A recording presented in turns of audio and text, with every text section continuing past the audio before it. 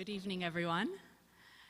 President Ichambadi, Dean Kroloff, faculty, Mies Society board members, alums, students, and friends of Mies. Welcome to this long-standing tradition of Hilb's Day, which celebrates the teachings of Professor Ludwig Hilberzheimer. His students learn to optimize daylight by planning for the shortest day of the year, the winter solstice. The city and regional planning curriculum included criteria with shade and shadow studies that were drawn in a variety of planning exercises. After affection and self-preservation, it has been said that the most natural and instinctive sentiment is theatrical. Call it desire, instinct, or necessity. I believe it is a reality of life, a result of human association and conversation. So the lore goes that Mies, Hilberzheimer, and colleagues would come together on December 21st to experience Hilberzheimer's criteria.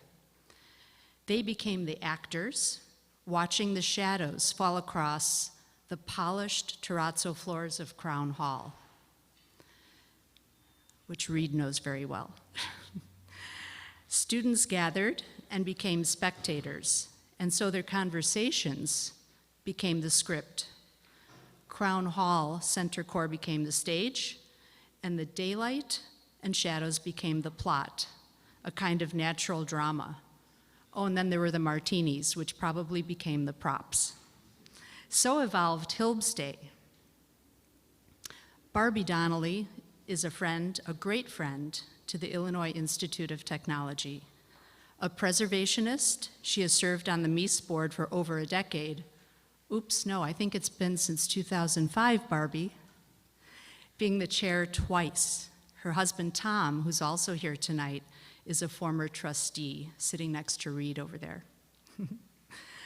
During the lockdown periods of COVID-19, Barbie and Reed and I would chat by phone.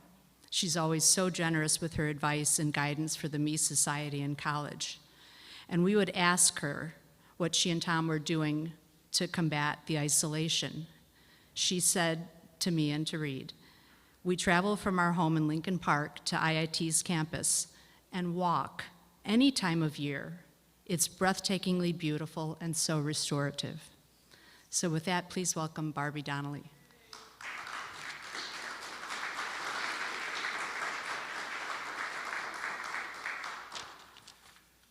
Hi, I am thrilled to be here tonight in this very special card chapel, Mies's God Box, as it is fondly known. In 2012 and 13, I was privileged to be the chair of the Mies Society while the restoration of Card Chapel was under construction. It is now a vibrant and welcoming place, as you can see, for the students to get together in so many capacities.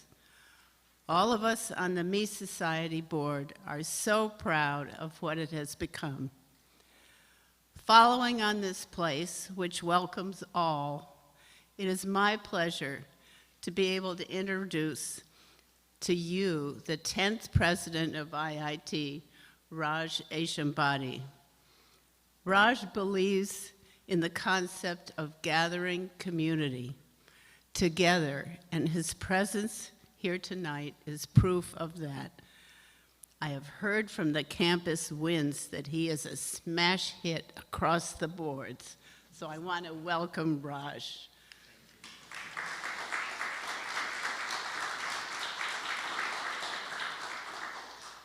Good evening. Like Hilb's Day, I've actually started a tradition. And that is when I say good evening or good afternoon or greetings or whatever, I want the audience also to reflect energy and enthusiasm. So we'll do it again, okay? Good evening. Good evening. Perfect, thank you. Thank you for those kind words, Barbie. Thank you to you and Tom for your kindness, for your generosity towards Illinois Tech, and for your friendship. Thank you. But I have to say, when I walked in, I thought, oh my God, I failed the dress code again. the architecture dress code. A, I wear a tie, which I have to, and B, I'm not dressed like Reed. It's wonderful to be here, and I'll make my remarks brief. Last year was the first time I participated in the Hilb Day, and when you think about the concept of utilizing light in an environment, it is very apropos to what we do here at Illinois Tech. We are using education as light, if you will. As a beneficiary of higher education, I always, pinch myself every day when I get home. And I think to myself, oh my God, I've met some special people, special students. I meet a wonderful human being who are making a significant difference in life. And that is fundamentally made possible because of the opportunities afforded by higher education. So it has been the light of my life. It has given me the opportunities. It's given me the freedom. And I'm hoping and very grateful for Illinois Tech, for an institution like Illinois Tech. It is wonderful to see the faculty, staff, students, alums, friends of the university here. But I'm going to repeat two factoids that I tell everywhere. I see some advancement folks here, so hopefully you'll also take some notes here. But as you all know, we were founded in 1890 on a very noble vision to educate students from all walks of life so that the children of Chicago's meat packers, steel workers, and machinists actually become impactful leaders of the 21st century. But for 132 years, we have done that. We have lived up to our legacy as evidenced by these two factoids. We are number one in the state of Illinois in terms of moving people from the bottom 20th percentile to the top 20th percentile. That is staggering. And the second is we are number one in the state of Illinois in terms of alumni earnings over a 40-year period. We are better than some of our illustrious elite universities that are around here. And I want to let you know, this was a study done by Georgetown University. Okay, so for external validation, if you will. But think about this. I mean, Reed has been very kind enough to educate me over the last year about architecture and the power of architecture and so on. And and I'm going to quote Reed here, and I hope I do justice to what he said. He talked about three iconic architects of the 20th century: Corbusier, Frank Lloyd Wright, and Mies van der Rohe. Right? And when you think about the great designers of the 20th century, we have about 3 or 4 of them that were actually designers here at Illinois Tech. We have an incredible legacy of architecture. And to think that Hilbs was a colleague of Mies van der Rohe and came from the Bauhaus School, I mean, it is very humbling to stand here and celebrate the tradition. So I'm thankful to the Mies Society. I'm thankful to the College of Architecture for sustaining this legacy. And more importantly, when I read the history of Hilbs, he is absolutely one person that we would have all loved to have met, to think about the games that they played, and the operative word there was martini for me. But, that apart, I mean, to think about the concept of light, and more importantly, light not only to the students, but also to the proximate community, I think is a worthwhile lesson for all of us. And I hope we live up to that legacy and we are able to sustain that excellence far into the future. Once again, thanks to all of you for being here in this iconic car chapel. And now it is my turn to introduce an illustrious alum of ours, Alex Krikar, who happens to be a principal at Vinci Hemp. And Alex, the floor is all yours. Thank you for all that you do, Alex. Thank you.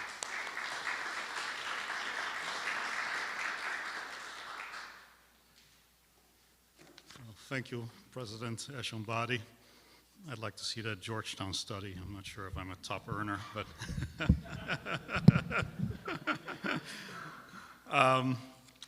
I was asked to say a few words about Professors Hilbersheimer, Caldwell, and Mies van der Rohe. And there's quite a bit of material, so I'm going to go fairly quickly here. In 1911, Ludwig Karl Hilbersheimer graduated from the Grand Ducal University in Karlsruhe, Germany, where one of his teachers had been Reinhard Baumeister, a well-known urban planner of the time. Between the World Wars, Hilbersheimer lived in Berlin, writing books and articles on both architecture and urban planning. He was also the art critic for the Socialist Monthly from 1920 until 1933, when the publication was banned. Hilbersheimer's 1927 treatise Großstadtarchitektur, or metropolitan architecture, advocated a rational planning of the city that was freed from individual speculation. In this, he appears to have been influenced by Le Corbusier's work on the Ville Contemporaine of 1922, which Hilbersheimer was familiar with after his visit to Le Corbusier in 1924. Hilbersheimer's abstract perspectives illustrate the concept of providing housing blocks and pedestrian walkways separated from a base that contained traffic and commerce. Issues like cross-ventilation and access to daylight were important aspects of this early study, and on purpose, any references to historic styles or any type of formalism had been expunged in the architecture that was shown. Hilbersheimer also became a member of the G Group, which counted Mies van der Rohe and Moholy-Nagy among its members, and was invited to design a house in the 1927 Weissenhofsiedlung. 2 years later, he was hired by Hannes Meyer to establish the Department of City Planning at the Bauhaus. There we start to see a shift that would more closely align him with Alfred Caldwell some 15 years later. Studies are being developed at that time that emphasize the decentralization and dissolution of cities into repeating habitats that are set within a landscape and are in harmony with nature. Some of these studies looked at a mixture of mid-rise and low-rise housing and come remarkably close to what was actually built in Detroit some 25 years later. In 1938, 5 years after the closing of the Bauhaus, Hilbersheimer emigrated to the United States with his colleague Walter Peterhans, both having obtained a teaching visa through the newly appointed Dean of Architecture at Armour College, Mies van der Rohe. It is here in Chicago at the Lily Pool that Caldwell first met Hilbersheimer, Mies, and Peterhans, who came to look at the project during its creation. Alfred Caldwell was working for the Chicago Park District after having worked for the landscape architects Jens Jensen the previous 6 years. In late 1939, he decided to take a three-part course in architectural design at the Art Institute. His drawings impressed Mies, who asked Caldwell to study with Hilbersheimer. Hilbersheimer asked Caldwell to do the drawings for his book, The New City During the War Years, and Caldwell was soon asked to teach at the school, where he obtained a master's degree and submitted his thesis, The City and the Landscape. The slide that is shown right now, I had some text that I was going to mention about this, but I believe that Ron is going to talk about this later, so I'll skip that part. Needless to say, Caldwell was a fantastic draftsman, and Hilbersheimer used him for the drawings in the book, The New City. During the planning of the new IIT campus, both Hilbersheimer and Caldwell were deeply involved. And we can see here a partial separation of vehicular and pedestrian traffic, as well as the arrangement of both low-rise and mid-rise buildings in a park-like environment. I think it's important at this point to note the influence that Hilbersheimer had on Mies. In the 1920s, Mies's urban projects still went lot line to lot line. But after his Bauhaus years, we start to see in virtually all his projects a desire to place buildings in an open area, be it a park-like environment like at 860, 880, IIT, or 900, 910, or in an open agora, such as the Federal Center, the Berlin National Gallery, and even the Seagram's building. In this, I think we can see the influence of Hilbersheimer. In 1956, Mies and the developer Herbert Greenwald started work on Lafayette Park in Detroit on a 78-acre cleared site, a tabula rasa where they could develop an ideal urban plan composed of 3 mid-rises and 186 living units in 1- and 2-story configurations. With Hilbersheimer as site planner and Caldwell as landscape architect, the city street grid was disrupted as it was at IIT, and buildings were surrounded by nature, with streets and parking set several feet below grade so they would be less visible from within the units. Walking paths led to an elementary school and shopping center without having to cross streets, and apartments were designed to receive a minimum of 4 hours of sunlight at the shortest day, Hilb's Day. The project, with now mature landscaping, is still considered a very desirable place to live in Detroit, and it is a testament to the enduring ideals of both Hilbersheimer and Caldwell. Ludwig Hilbersheimer continued to teach at IIT until his death in 1967. Alfred Caldwell, as many of you know, resigned when Mies was ousted as campus architect in 1960, but returned to teach here in 1981 until 1996, 2 years before his death. So, lastly, I'm veering a little bit off the path, but I wanted to take this opportunity to mention Adi Berger. Adi was an accomplished textile artist and weaver. She started studying in the Bauhaus in 1927, becoming a teacher and running the workshop under Lili Reich. She traveled, taught, and gave lectures in Norway and Sweden, and continued to teach part-time until 1932, after which she set up her own design firm. Her innovative fabrics were produced by textile mills in Germany, Switzerland, and the Netherlands from 1933 until the end of the decade, and sold all over Europe. She designed fabrics for villas designed by Alvar Aalto, Siegfried Gideon, and Hans Scharoun, and was granted patents on several of her textile inventions. Adi Berger was Ludwig Hilbersheimer's fiancée. They did not get married, as Hilbersheimer was still in Germany, had already been marked as a Marxist sympathizer by the Nazi authorities, and was fearful that marrying a Jewish woman might lead to his passport being confiscated, thereby eliminating his chances for emigration. He was also waiting for the divorce from his first wife to be finalized at that point.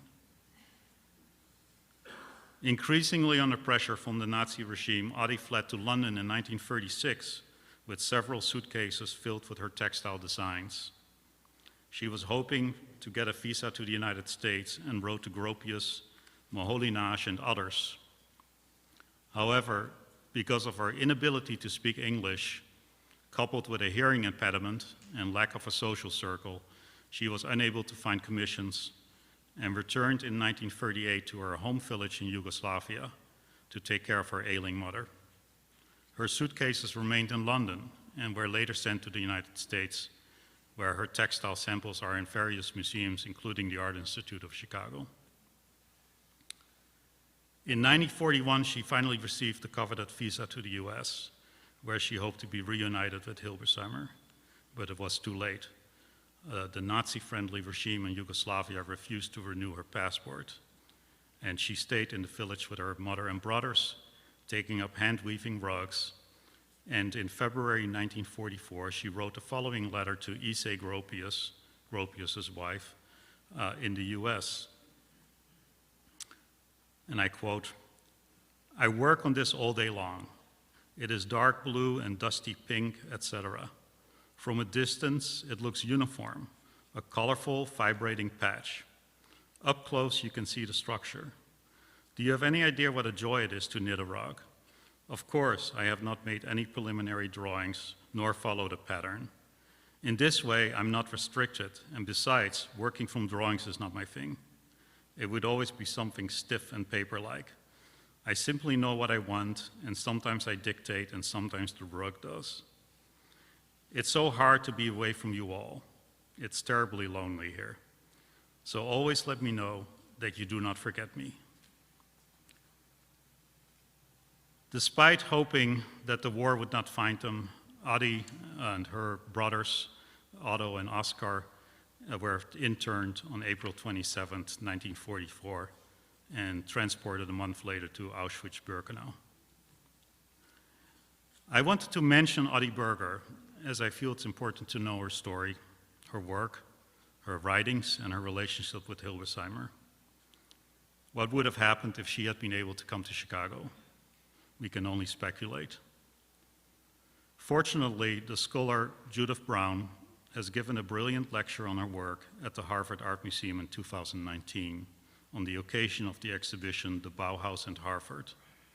And she is currently working on a book on Adi Berger, which I hope will be published in the coming years. I want to thank the Mies Society for giving me the opportunity to speak about this subject, and would like to introduce the next speaker, fellow Mies Society board member and adjunct professor at IIT's Kent Law School, Daniel Dorfman.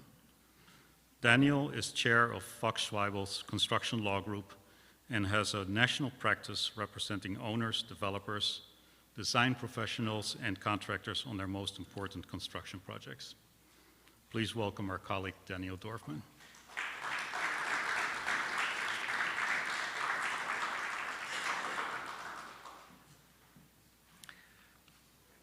Good evening, and thank you, Alex. Ron Henderson is director of our Master of Landscape Architecture and Urbanism program at the College of Architecture and directs the work of his own professional firm.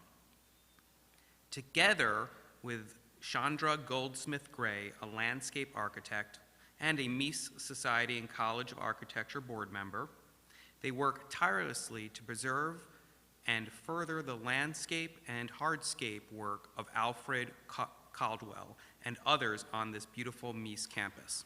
Chandra's father, Myron Goldsmith, was a student of Mies and worked for Mies. He continued with SOM and designed several buildings on this campus. Ron will tell you more about our Mies campus and about several of their amazing students. Please welcome Professor Ron Henderson. Ron?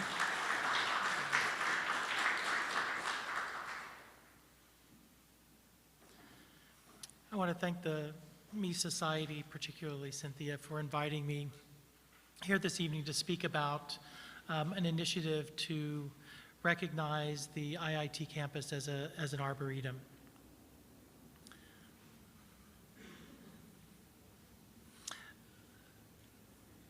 The initiative for the Arboretum is a proposal from students in the Landscape Architecture and Urbanism program this spring and the student chapter of the American Society of Landscape Architects. Jesse Flatley and Hans Friedel are here with us tonight.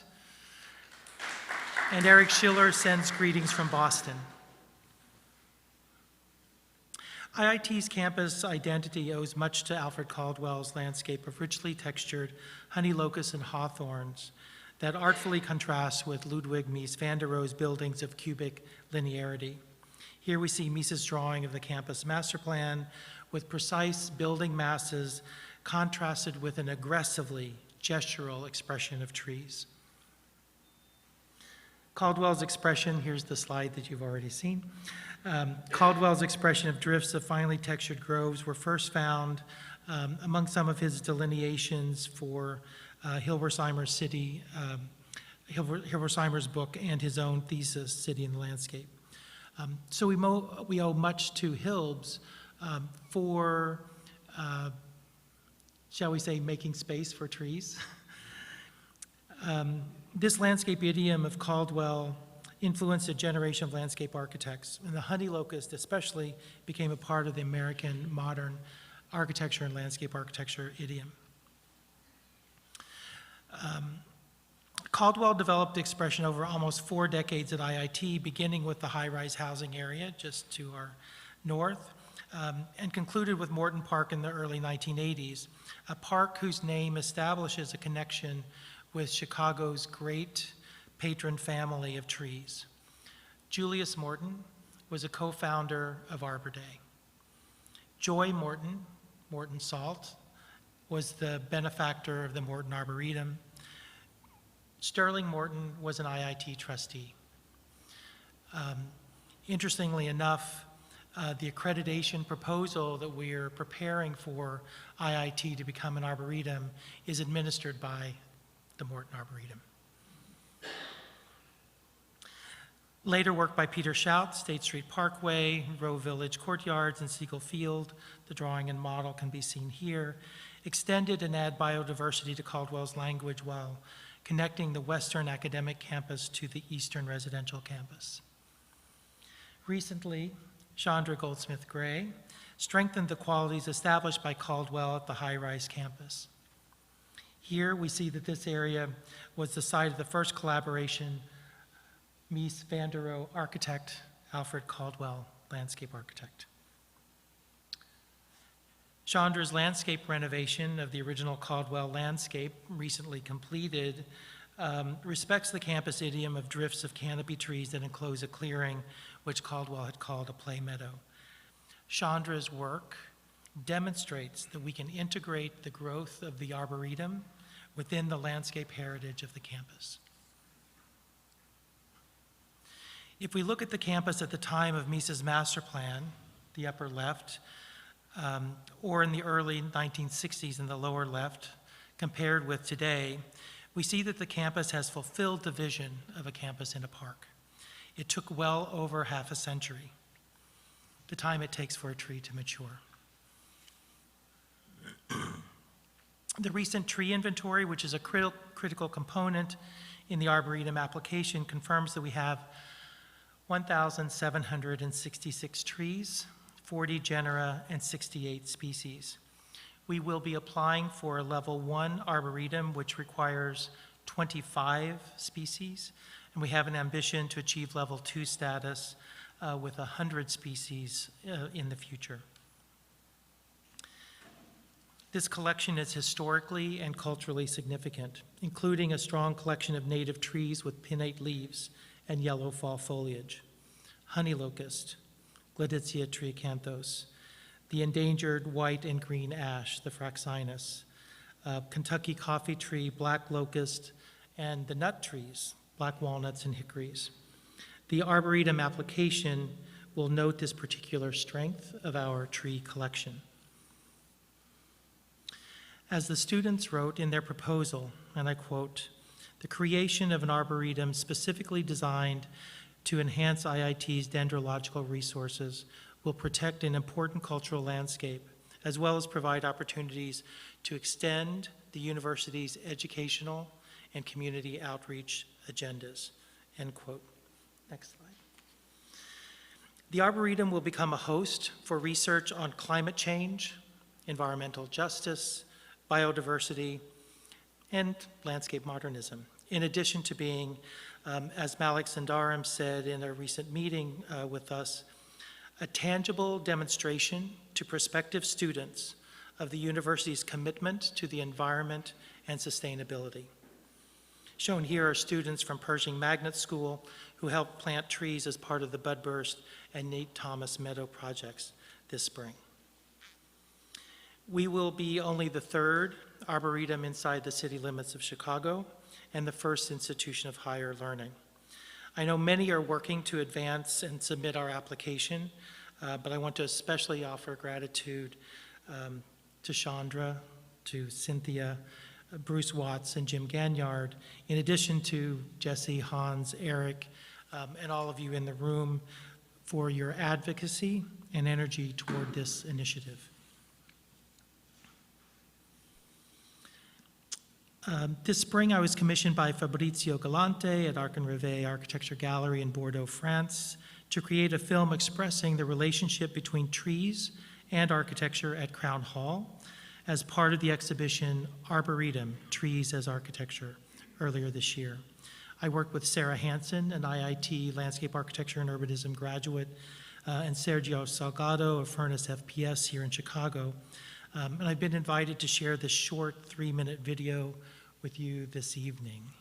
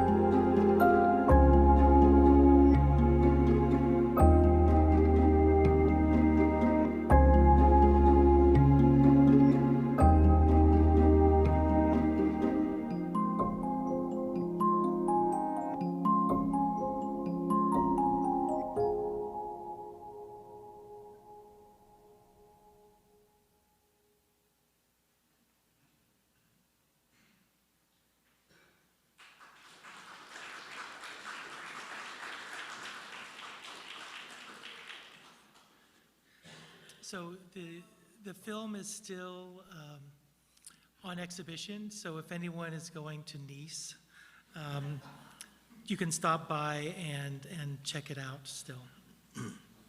It's moved to another exhibition. Lastly, we were invited to be able to celebrate the work of two of our students. Each year, the Landscape Architecture program bestows 2 awards for students that recognize their work. The Alfred Caldwell Medal and the Ludwig Hilbersheimer Medal. The Alfred Caldwell Medal is given to a first-year landscape architecture and urbanism student who exemplifies the commitment and convictions of the role of landscape architects in cities that distinguished Alfred Caldwell's public landscapes of democracy. It's awarded to Juliana Cardozo Camoro. You can see the leaves and the seed pods of the honey locust on the Alfred Caldwell Award. Oh, sorry. And I have to tell everyone that I have such respect for Huli, who has persevered through visa issues, as many of our students have, and whose commitment to come here is inspiring to the faculty and our colleagues. Thank you.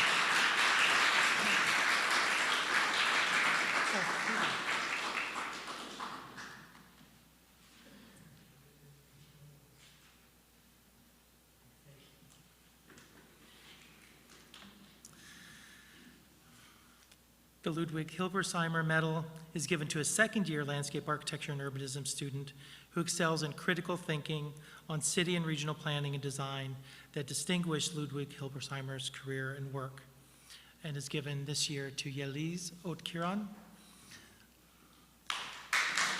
Yeliz's elegant work and territorial design skills compelled the faculty to recognize her with the Hilbersheimer Award.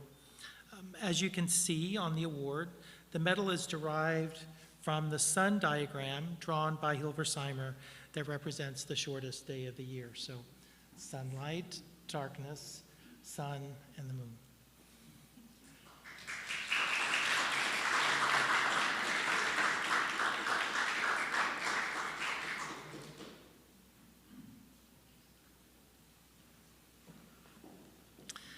So to all, may the Hilb's Day sunlight be just enough to eliminate our winter days. Cynthia, thanks again for inviting us.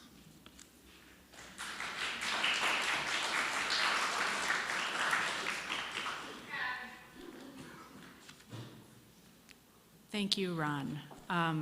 What a gorgeous presentation, and we're so excited about these projects. Soon? So a little musical interlude. The interplay between architectural space and music here in Carr Chapel reflects a synthesis of the arts. The association is an important asset to our culture here at Illinois Tech, reflecting that music, dance, poetry, sculpture, and painting are interconnected with architecture and engineering. And I would think of a gathering like this tonight as a kind of salon. We're together because we're interested in the exchange of creative ideas, interests, and talents. So it should come as no surprise that we have a stellar music college as our partner here on IIT's campus, the Vandercook College of Music, which has been in existence since 1909.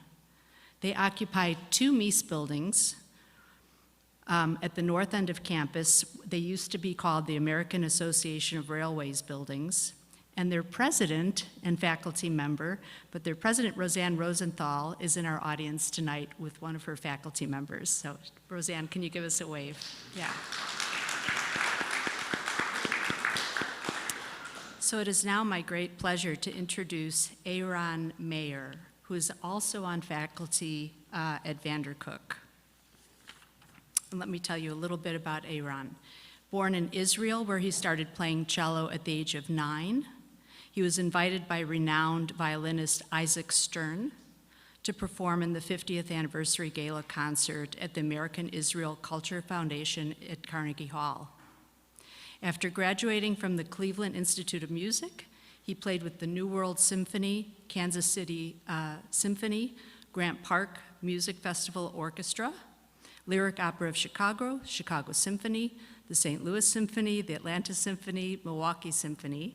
He's played chamber music with members of the Chicago Symphony Orchestra and the Chicago Chamber Musicians. And as I said, he's here tonight as faculty member at Vandercook. And I have one final comment. He is playing Bach's, Johann Sebastian Bach's Cello Suite No. 1 in G major. And the Mies Society, together with Reed Kroloff and the College of Architecture, we decided that we'd like to dedicate this performance to our beloved late professor, Myron Goldsmith.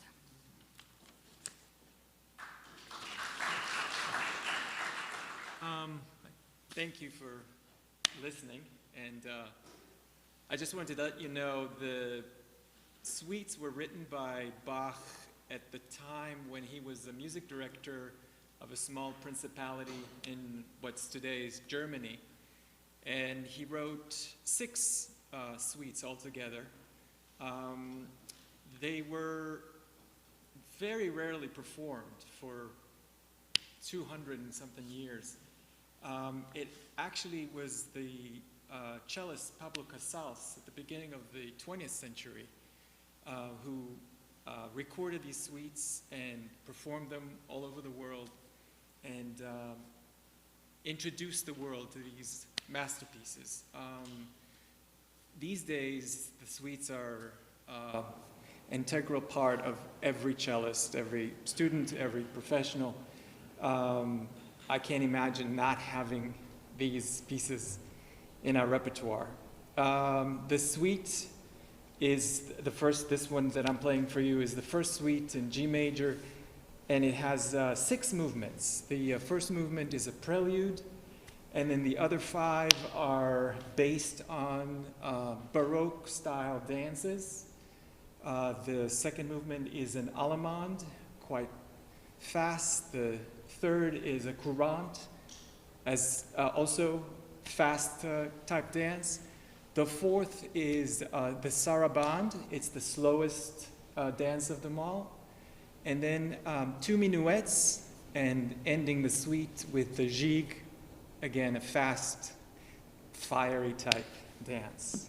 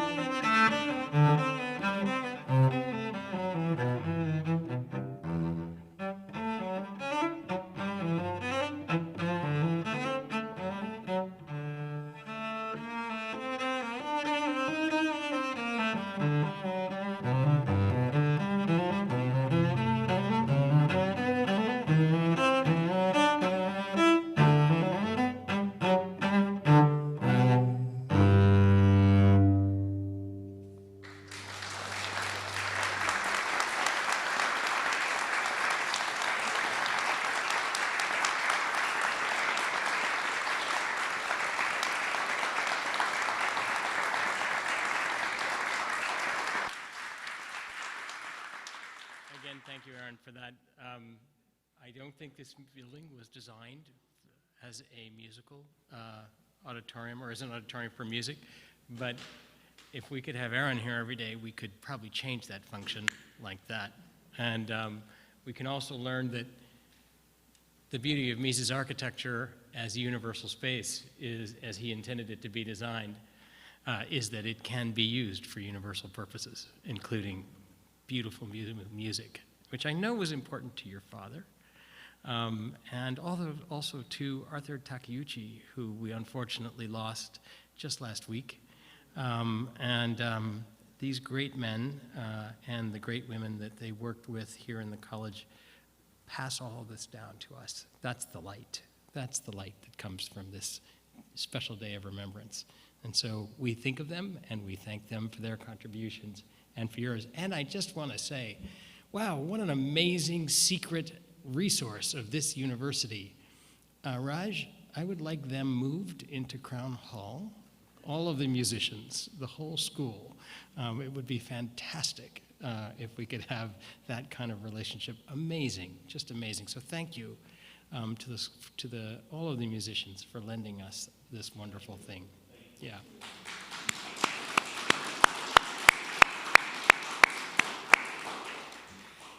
And with that, it gives me great pleasure to introduce a friend of mine. Yes, Perry Ermer, who is, I don't know if everybody knows this about Perry. I think lots of people know that Perry is the CEO of the DuSable Museum here in Chicago, just down the road a piece. But I don't know that everybody knows that she's a graduate of our program. So, museum director, architect, and the thing she wants everybody to know the least, attorney. Also a graduate of the University of Chicago, makes her a triple threat. And I met Perry very early upon moving to Chicago, and I got to tell you, after meeting her, I knew I had moved to the right place. So please help me welcome Perry Ermer.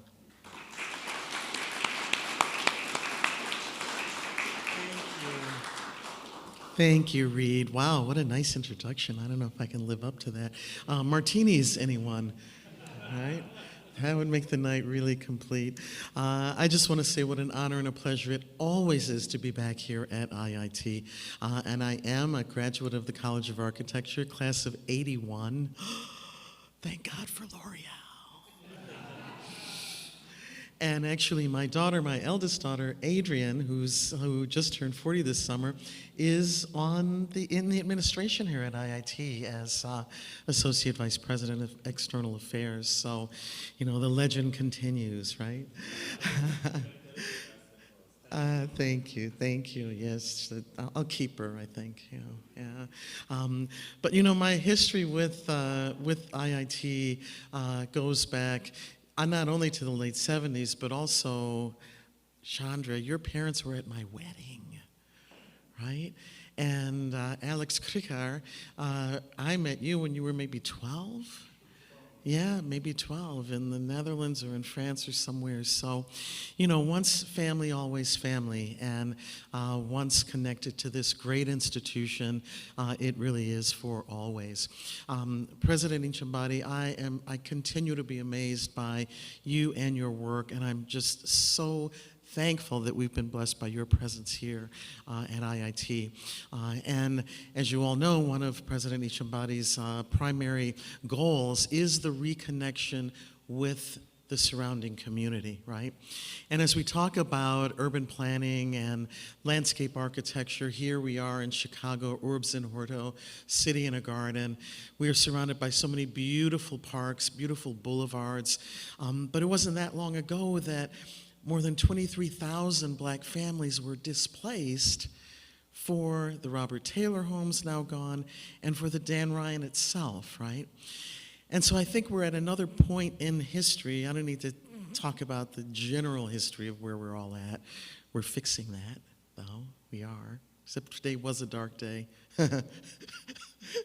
with Congress, but I digress. But this is a very critical time in the history of this city and the history of this nation in terms of what we now do, how we now approach the design and the redesign of our urban areas.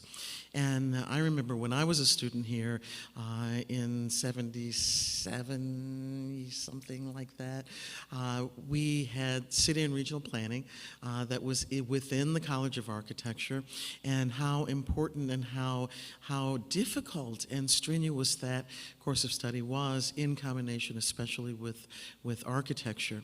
And now I think it would be so wonderful to really inject that spirit and that history into what we do now with the urbanism program, and really start to concentrate on how we can create that interdisciplinary approach with Kent, and the policy school and all of that, and talking about what we now do, how we now plan, how we now respect the communities that we go in to rebuild.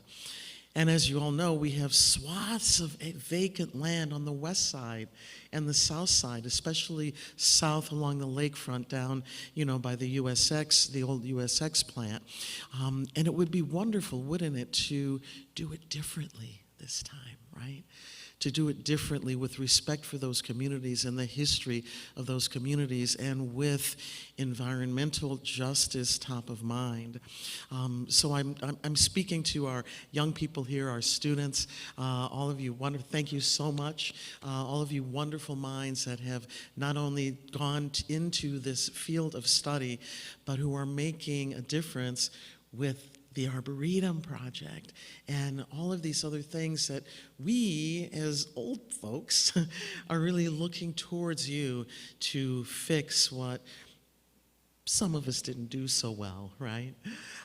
So with that, I didn't prepare any remarks. This is all, just off the cuff, but it's really, really inspiring to be here in this beautiful building, to be celebrating Hilb's and the other amazing minds that worked with him during that period of time. And in this great city, this world-class institution, and with all of you. So thank you so much, Cynthia. Thank you so much for inviting me this evening. So it's my turn to introduce Zurich Esposito. the past events chair, or the current events chair for the Mies Society Board, and a consultant to professional associations and nonprofits. And he's going to speak to us, right? And I was telling him it's so nice to see his entire self because we've only met until now on Zoom. I mean, Zoom's a great thing, but I like this much better. Zurich, thank you.